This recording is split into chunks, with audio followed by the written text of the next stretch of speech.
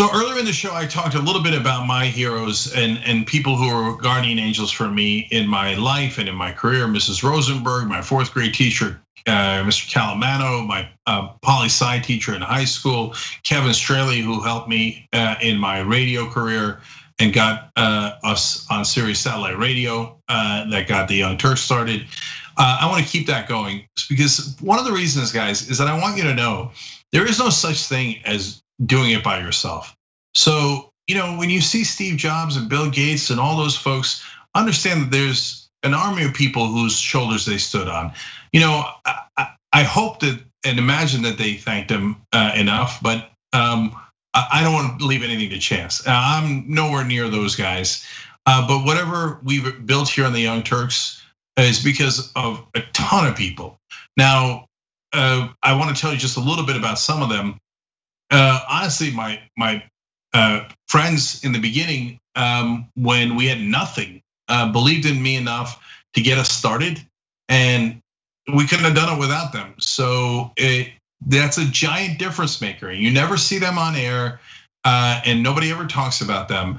But if it wasn't for them, we never would have had this show. So Kenan, Bora, Greg, Shailish, and so many others. Thank you guys from the bottom of my heart for making this happen. Then others that came and worked here that for nothing, for no money, like Dave Kohler.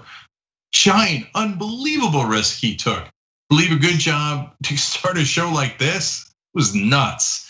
And he made that happen. So you'll see Dave from time to time in some of the things that we do, but he's a giant behind the scenes. And then Steve O came later, and Praveen Singh, who came later, who worked for way below what anybody should have gotten, and helped build this enterprise. And look, guys, I can go all day. Obviously, all the original Young Turks: Jill Pike, Michael Shore, J.R. Jackson, Jesus Godoy, all of them made a giant difference. So I feel bad whenever I do these. I feel I leave out so many great people: Aaron Wysocki, Tom Hank. We're all here in the beginning. All right, so but there's others too in my career. So one of them is a guy named Dylan Ratigan. So you guys in the audience, you helped to get me on MSNBC. We did a crazy campaign here where I nominated myself to be an MSNBC host back in 2010, which was nuts. And my agent said, "Don't do that. That's really embarrassing and you won't get it." And I was like, "Yeah, that's probably true, but what do I have to lose?" We're trying to get the progressive voice out there. And because of you guys, thousands of you wrote in. They're like, "Okay, fine." They gave me a couple of meetings, and I give them credit for that, but they didn't actually put me on air.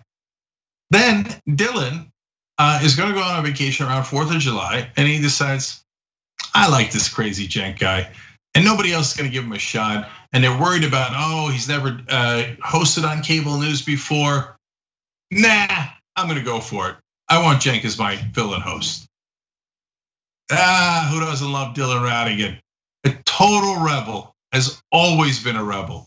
I don't know if you guys know this story. At CNBC, he set up their two biggest shows. He created them. He helped to build that channel. No, wait, hold on, don't hold it against him. So when the financial crash happened, he went on air and said it was the banks in 2008. He's like, "There's no question, it was definitely the banks." And the CNBC is like, "No, but Dylan, could you don't do that, right?" And he's like, "No, I'm going to tell people what's true. And what's true is it was the banks trying to enrich themselves, and anything else is BS, and I can prove it." They're like, no, don't do that. So he had an incredible courage, and eventually, because of that, he left CNBC. And then he went to MSNBC. That's where he allowed me to get my first start. And then when I did it, people were like, "Oh, okay, the place didn't blow up." And it was pretty good ratings. You know why I had really good ratings? Because of you guys. You all showed up, and they're like, "Whoa, I didn't realize they were that big." But if Dylan hadn't given me that chance, nobody might have given me that chance, and we never would have found out. And later, Dylan left MSNBC. He left on good terms because he's a good guy, but he was a rebel there too. And if you remember some of his rants on there, That didn't sit well with the establishment, but he knew that and he did it anyway. So Dylan's one of my heroes and I appreciate it. Another guy that you might recognize. So I'll tell you the background on the story first. So I started cable access. Man, that is not a glamorous place to start. So if you're thinking Wayne's World, you're thinking right. And then I took tapes from there and I sent it to a whole bunch of stations. I told you, sent it to 400 places. Kevin Straley was one of the guys who gave me a chance on the radio. Eventually, I sent it to a TV station down in Miami called Whammy. Long story about how I tried to get on there and I'm struggling, and they have me on a pilot and it doesn't work out. Then they're like, "You want a job in sales?" I was making $24,000 a year and I was elated. I said yes. Well, come on, but I'm telling you now, I want to be on air, okay? And I'll try to earn my way there. And then one day they have an entertainment reporter job open, and I was like, yep, entertainment reporter, sure, that's me. I applied for it. I wrote my own scripts, did it, and they kind of liked it, and they gave me a shot. Now that didn't work out. That's another long story. And when it didn't work out, it was one of the biggest disappointments of my life. But a guy rode to the rescue there, and I had no idea at the time. But the lead anchor of the show told management, "I love this guy's writing. I know he didn't work out as entertainment reporter, but we got to hire him as head writer." And he stuck his neck out for me. That guy's name is Ben Mankins. And Ben did that on a number of occasions. That was the first time that he helped to get me hired and believed in me when almost no one else did. And look, that's just not just generally in the building. I was the lowly sales guy. I was like literally the lowest person in that ladder, and he lifted me up. And then later, I'm a troublemaker. So I went down to Elia and Gonzalez protests and said free Elia, and that was not well received in Little Havana. It was not well received by the management of the TV station we worked for. Ben made sure I didn't get fired then. Another time I got into a fight. That one was totally my fault. Come in all bruised and looking ridiculous. My boss wants to fire me. Ben talks him out of it again. So if it wasn't for Ben, God knows where I'd be. And then we moved to LA, and I decided I'm going to start my own show. And I kind of at that time we're good friends. But still, I view him as like the lead anchor on the show, and I kind of nervously asked him if he wanted to do the show with me. I'm like, "Do you want to maybe do a talk show with me?" And Ben was like, "I thought you'd never ask." Because I'd done the first one by myself. Ben, for years, didn't take a salary, and then Young Turks has been on such hard times for so many years. And he's given up his salary to save other people's jobs. So you might not know it. That's why I wanted to share it on a day like today. Ben's not just a hero, he's my hero. So now, final two folks for you guys. And everybody knows this coming that knows me. My dad, the big Dogan. So here's a guy who's born into complete poverty, no electricity in his house, no refrigerator, no clock. At 4 a.m. he'd get up to go farm the fields. And if his neighbor let him borrow the donkey, that was a great day. So then he wouldn't have to walk miles and miles and miles to get to the farm.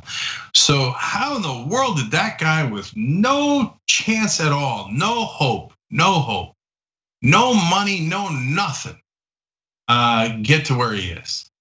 He just outworked everybody. And he carried himself, then our entire family on his shoulders. And he's been doing it for a long, long time. Look, I can't begin to describe to you how much I love my mom and how supportive she has been of me and how and the love that she's given me. So they've both been wonderful parents to me, and I'd be nowhere without them, nowhere at all. But the way that my dad, without any safety net at all, pulled us all up on and carried us on his shoulders, I can never thank him enough. And look, if you got parents out there that helped you too, make sure you tell them as frequently as you can. And my dad wrote a whole book about how he lived the American dream. It's called The Original Young Turk. It's on our shoptyt.com. So it's a fun story. It's an amazing story, and it gives you all the details of how he slowly climbed up. But I'm here to tell you, you don't do anything alone. And if it wasn't for my dad, I'd have nothing at all. And then finally, there's one last set of folks. And if you know me, you'll know this is coming too. You guys. I don't care how corny I am. I don't care how hokey I am. I don't care what the cynics or the skeptics say. I love you guys. So you show up wherever we go. You show up when we need you to rescue us. Look at all those folks. I mean, those happen to be events that we did with hundreds of people, sometimes thousands of people. But I know I read your names every day. The folks who donate, the folks who are members, and we're trying to be the fourth news network here and give progressives a voice. So in this election cycle in 2020, we didn't make it, and we could have. Progressives could have had the presidency and the White House and so much more. But we didn't have a progressive voice out there that could match the three big cable news networks, MSNBC, CNN, and Fox News. We're huge online, and you guys made that possible. But we need to get bigger, and we need to be in that echelon so that the next time an election like that comes around, that we're all heard. And the people that make that possible is you. That's no exaggeration. Every person who's ever given $1 or who's ever helped in any way, shape, or form. We're not the Young Turks, you're the Young Turks. You make this possible. And if anybody ever gives me credit, I'm giving it right back to you, because none of this happens without you. Love you guys. That's my heroes.